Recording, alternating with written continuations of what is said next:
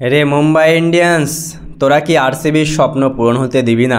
তোরা কি পাঞ্জাবের স্বপ্ন পূরণ হতে দিবি না? কি শত্রুতা বলতো ভাই? একটা ট্রফি আরসিবি জিতলে কি হয় তোদের? তোরা আবার কোয়ালিফাই করে গেছিস, তোরা তো 5টা জিতেছিস। আরসিবি তো একটাও জিতিনি, পাঞ্জাব তো একটাও জিতিনি। কী অবস্থা বন্ধুরা? যেটার ভয় ছিল সেটা সত্যি হলো তো। মুম্বাইকে কেউ আটকাতে পারলো না, মুম্বাইকে দিল্লিও আটকাতে পারলো না। গুজরাট, আরসিবি এবং পাঞ্জাবের পর চতুর্থ স্থানে যেটা আমি বলেছিলাম সেটাই হলো বন্ধুরা। মুম্বাই ইন্ডিয়ান্স কোয়ালিফাই করে গেল চতুর্থ টিম হিসেবে। গতকাল দিল্লিও আটকাতে পারলো না মুম্বাই ইন্ডিয়ান্সকে। আর এই মুম্বাই ইন্ডিয়ান্স কোয়ালিফাই করাতে আমি বলবো আরসিবি, গুজরাট, পাঞ্জাবের জন্য বিপদ সংকেত কিন্তু বেজেই গেল বন্ধুরা। মুম্বাই ইন্ডিয়ান্সের মালিক নীতা আম্বানি তো দেখিয়ে দিয়েছে ভাই কালকের ম্যাচে যে 6 নম্বর ট্রফিটা লোডিং। সত্যি কি 6 নম্বর ট্রফিটা লোডিং? আমি বলবো হ্যাঁ ভাই, 6 নম্বর ট্রফিটা লোডিং। যে পাঞ্জাব 17 বছর ট্রফি জিতেনি, যে আরসিবি 17 বছর ট্রফি জিতেনি, যে দিল্লি কখনোই কোনো ট্রফি জিতেনি, তাদের একটাই আশা ছিল ভাই মুম্বাই ইন্ডিয়ান্সকে তাড়িয়ে দিয়ে কোয়ালিফাই করার, কিন্তু দিল্লি তো পারলো না।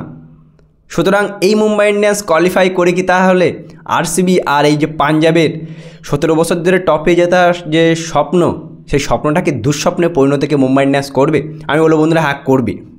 দেখো কালকে একটা সময় মনে হচ্ছিলো যে 150-এর মধ্যে আটকে যাবে দিল্লির টিম, এই মুম্বাইয়ের টিম সরি। কারণ মুম্বাইয়ের 18 ওভার পর্যন্ত 140 হয়নি, ব্যাটসম্যানেরা বল ব্যাটে লাগাতেই পারছিল না, কেউ খেলতে পারছিল না। কিন্তু লাস্ট 12 বলে 19 নম্বর ওভার এবং 20 নম্বর ওভারে 49 রান করে মুম্বাই ইন্ডিয়ান্স, আর ওখান থেকে মোমেন্টাম শেষ। আর দিল্লির তো বন্ধুরা কথা বলে কোনো লাভ নেই, কেএল রাহুল আউট হয়ে গেলে টিমটা একেবারেই নেস্তানাবুদ টিম। যে দিল্লির টিম প্রথম 6টা ম্যাচের মধ্যে 5টা ম্যাচ জেতে, সেই দিল্লির টিম পরবর্তী 6টা ম্যাচের মধ্যে 5টা ম্যাচ হারে। যে দিল্লির টিমকে থাকা উচিত আজকের থাকার কথা টপ নাম্বার 1-এ, সেই দিল্লির টিম আইপিএল থেকে বাদ পড়ে গেল। আর মুম্বাইয়ের টিম, যে মুম্বাইয়ের টিমকে সবাই ভয় পাচ্ছিল, সেই মুম্বাইয়ের টিম কিন্তু কোয়ালিফাই করে গেছে বন্ধুরা। সুতরাং আমি আরও একবার বলবো বন্ধুরা যে গুজরাট, পাঞ্জাব এবং আরসিবির জন্য কিন্তু বিপদ সংকেত বাড়িয়ে দিল মুম্বাই ইন্ডিয়ান্স। তার কারণ তারা অনেক ভালো টিম বন্ধুরা, বিশেষ করে তাদের ব্যাটিংয়ের থেকে তাদের বলিং, এই যে পাওয়ার প্লেতে দীপক চাহার, ট্রেন্ট বোল্ট, জসপ্রীত বুমরাহ ভয়ঙ্কর, ভয়ঙ্কর থেকে ভয়ঙ্কর। আর যে ট্রফি জেতার স্বপ্ন আরসিবির ফ্যানেরা দেখছে, পাঞ্জাবের ফ্যানেরা দেখছে, আমি বলবো ভাই স্বপ্ন হয়তো স্বপ্নই থেকে যাবে। তার কারণ মুম্বাই ইন্ডিয়ান্সকে কোয়ালিফাই করতে দিয়েছো তোমরা। আগেই মুম্বাই ইন্ডিয়ান্স, এই মুম্বাই ইন্ডিয়ান্স শক্তিশালী মুম্বাই ইন্ডিয়ান্সকে আগেই আটকানো যেত, কিন্তু সেই মুম্বাই ইন্ডিয়ান্সকে আটকাতে কেউই পারলো না। ফাইনালি মুম্বাই ইন্ডিয়ান্স কোয়ালিফাই করেই গেল বন্ধুরা। আর বিপদ সংকেত, বিপদ ঘন্টা কিন্তু বাজিয়েই গেল গুজরাট, পাঞ্জাব, আরসিবির জন্য বন্ধুরা।